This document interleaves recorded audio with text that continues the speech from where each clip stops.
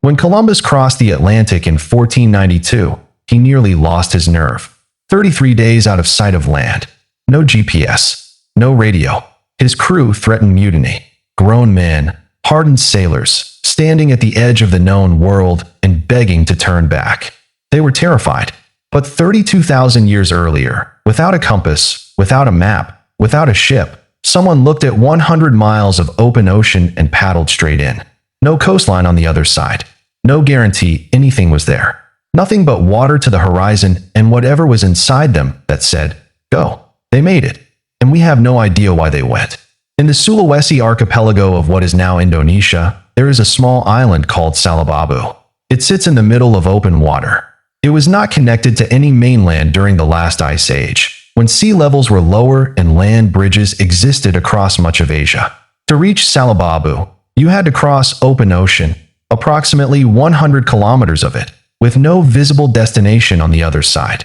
In 1998, archaeologists excavating a site on this island found stone tools. When they dated them, the results were so unexpected they had to recheck. The tools were between 32,000 and 35,000 years old. Salababu should have been empty. There was no land route. There was no way across except water. And yet someone was there, making tools, surviving, living, more than 32,000 years before the birth of Jesus Christ. This is not a footnote in the history of human exploration. This is the opening chapter.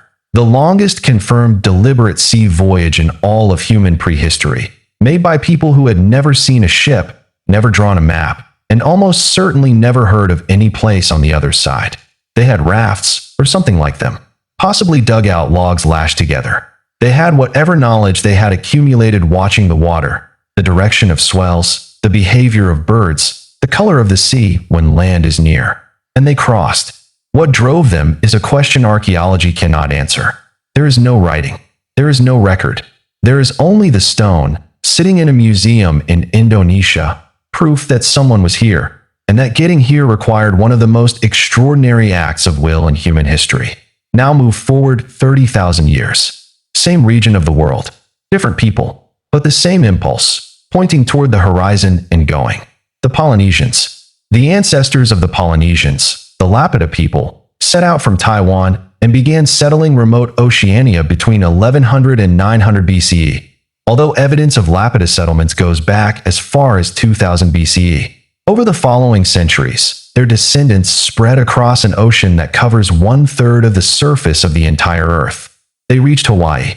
They reached New Zealand. They reached Easter Island, 2,000 miles from the nearest inhabited land, a dot in an ocean so vast that finding it should have been mathematically impossible. And then they kept going. They did all of this without a compass, without a sextant, without a map drawn on anything that could survive.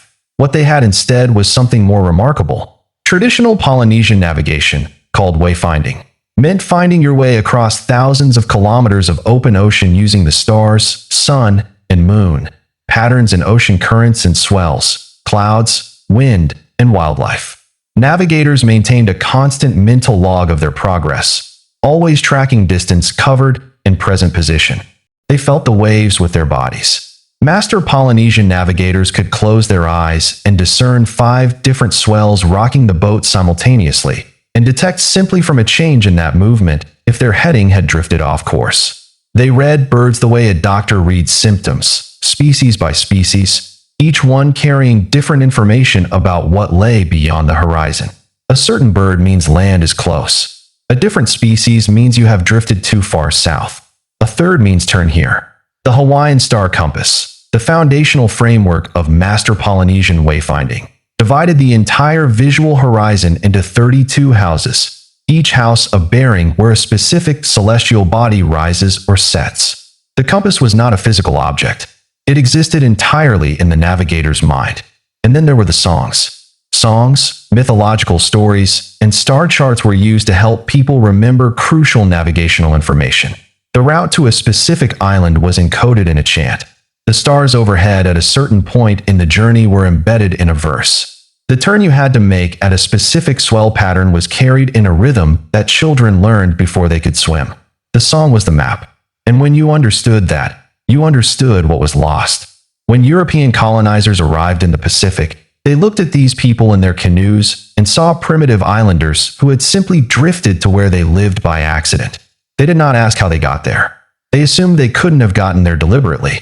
They dismissed the canoes, dismissed the navigation, dismissed the songs. By the mid-20th century, most of this navigational knowledge had been lost, following contact with the West and the collapse of traditional cultural transmission.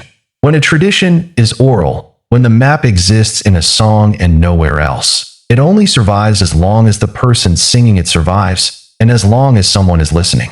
Break that chain once, in one generation, and centuries of knowledge vanishes in a single lifetime. That is what happened. Routes that took thousands of years to discover, tested across generations of voyagers who did not come back from wrong turns, encoded over centuries into songs precise enough to carry a canoe across 2,000 miles of open water, gone. Because the people who held that knowledge were told their knowledge was not knowledge. In 1976, a Hawaiian voyaging canoe called Hkli made the journey from Hawaii to Tahiti using only traditional wayfinding methods. No instruments, no GPS, no compass. The navigator, a Micronesian master named Maupielug, was one of the last living people who still held the full system in his memory. He taught it to a generation of Hawaiian navigators before he died. He was almost too late. But here is the thing that silences every remaining doubt about who these people were. The sweet potato entered the Polynesian horticultural system around 1000 CE and is strong evidence for Polynesian contact with South America. The sweet potato is native to South America. It does not float across oceans on its own. It does not migrate. Someone carried it. Someone made the crossing, reached the coast of what we now call Peru or Chile, traded or gathered, and brought it back across thousands of miles of open Pacific before returning home. That crossing happened approximately 500 years before Columbus was born. 5 centuries before any European believed the Americas were reachable at all, Polynesian navigators had already been there and come back. They left no written record of that voyage. They encoded it in songs we no longer have.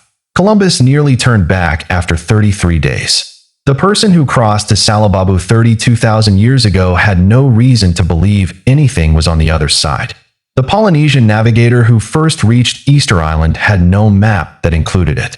The wayfinder who crossed to South America had only the ocean, the stars, and a mind trained from childhood to read the world in ways no GPS can replicate. We call them primitive because they had no written maps. But they crossed 1/3 of the earth without one. They discovered the Americas without declaring it a discovery. They built a library of navigational knowledge so precise and so complete that it was encoded in music, and they maintained it, flawlessly, across hundreds of generations. The greatest library ever destroyed wasn't burned. It was sung into silence by people who were told it was not worth hearing. What they knew, we are only beginning to remember. If this changes how you think about what advanced actually means, subscribe. We go this deep every week. Leave a comment. What do you think drove that first person to paddle out into 100 miles of open ocean 32,000 years ago? Survival? Curiosity? Something else?